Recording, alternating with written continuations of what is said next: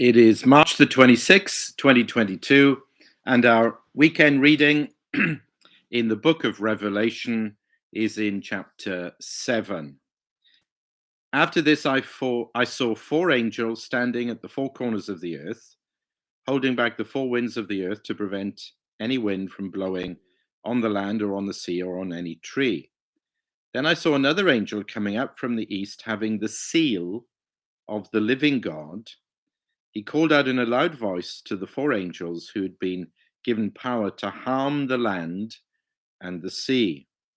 Do not harm the land or the sea or the trees until we put a seal on the foreheads of the servants of our God. Then I heard the number of those who were sealed, 144,000 from all the tribes of Israel. From the tribe of Judah, 12,000 were sealed. From the tribe of Reuben, 12,000. From the tribe of Gad, 12,000. From the tribe of Asher, 12,000. From the tribe of Naphtali, 12,000. From the tribe of Manasseh, 12,000. From the tribe of Simeon, 12,000. From the tribe of Levi, 12,000. From the tribe of Issachar, 12,000. From the tribe of Zebulun, 12,000.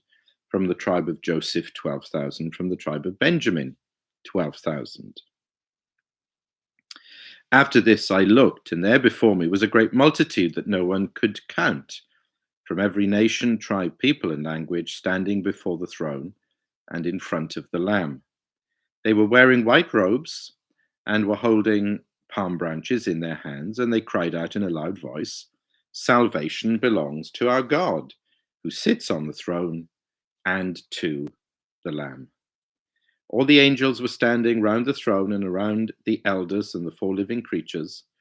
They fell down on their faces before the throne and worshipped God, saying, "Amen. Praise and glory and wisdom and thanks and honor and power and strength be to our God forever and ever. Amen." Then one of the elders asked me, "These in white robes, who are they and where did they come from?" I answered, "Sir, you know."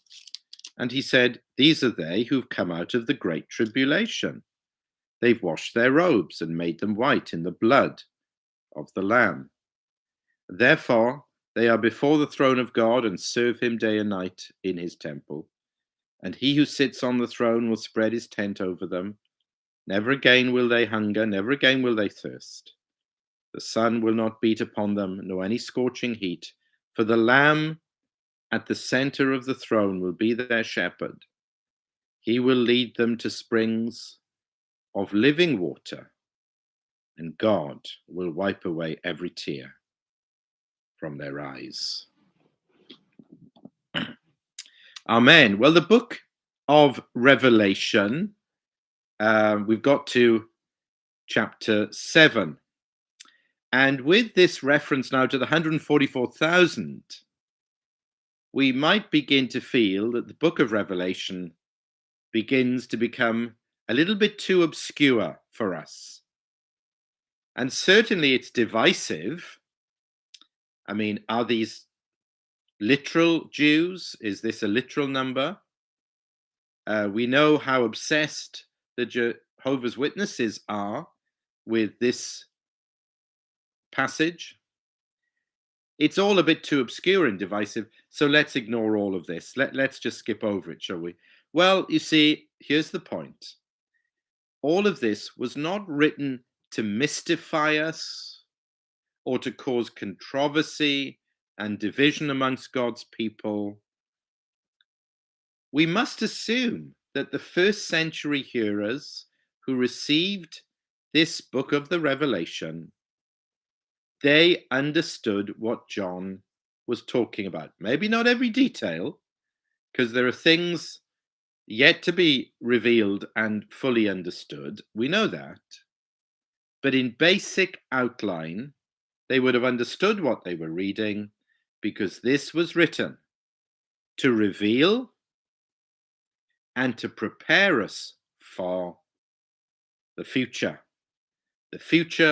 church age, and we're still in it, and therefore this is still highly relevant to us. So the best way to approach it, again, please get rid of these chapter divisions, they're not helpful. At the end of chapter 6, we have a question. And who can stand in the great day of the wrath of the Lamb, the day of judgment? And who can stand on that day? That's the great question. And here comes the great answer. It's what John hears in verse 4. Then I heard the number of those who were sealed, 144,000. He hears the answer, and then he sees the answer. Verse 9. After this I looked, and there before me was a great multitude that no one could count.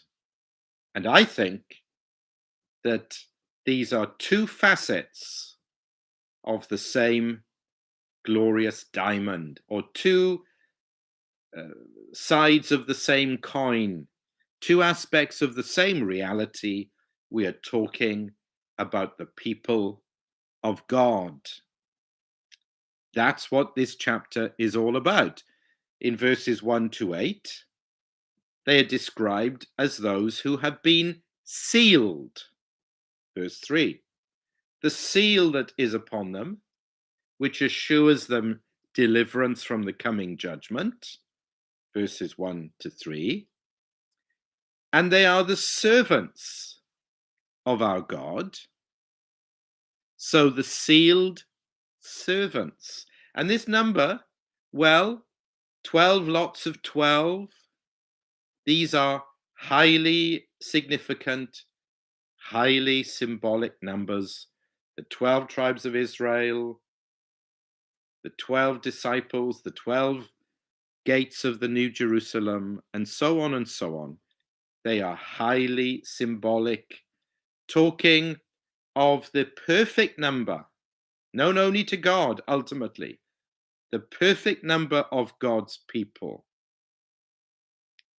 So the 144,000, verses 1 to 8, this is God's people seen from God's perspective. But then verses 9 to 17, this is the same group.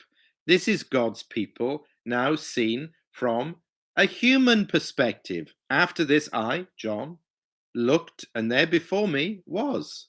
It's as if he's been transported into heaven or into the future new heavens and new earth, and he's seeing all of God's people. This is like an experience now. This is something that's happening to him, not just a theoretical, mathematical structure, but now the actual experience of seeing, of feeling, of being amongst and experiencing what it means to be God's people. Yes, those who are sealed, those who are servants, and verse 12, those who are saved. Because what do they cry out? Salvation belongs to our God. And ultimately, that's what the book of Revelation is all about. That's what the whole Bible is all about. What it means to be brought through the great tribulation. Verse 14, he's still talking about this same group. What it means to be washed, to have our robes washed and made white in the blood of the Lamb, the end of that verse. What it means to be perfectly provided for, verse 16. Never again will they hunger, never again will they thirst. Yes, all the privations, deprivations, persecutions, oppositions, chaos and conflict of life in this world with sin and Satan and the devil and the world against us. All of that will be gone then. And we will be perfectly provided for. In fact, we will be perfectly shepherded, verse 17. And amazingly, work this one out, the Lamb will become our shepherd. That's the wonderful, slightly crazy way that the book of Revelation describes what it means to be a Christian. Again, it is mysterious. It is a heavenly reality. These things are yet to be fully unfolded for us, but it is talking about something real. and it has a punchline, a practical punchline. And again, it's summed up in that one word, which is the key word to unlock the whole Bible. Verse 10, salvation. So if this is an answer, all of this chapter, to a question at the end of the previous chapter, we are also left then with another question. Are you, verse 4, one of the 144,000? Are you, verse 9, in that great multitude that no one can count?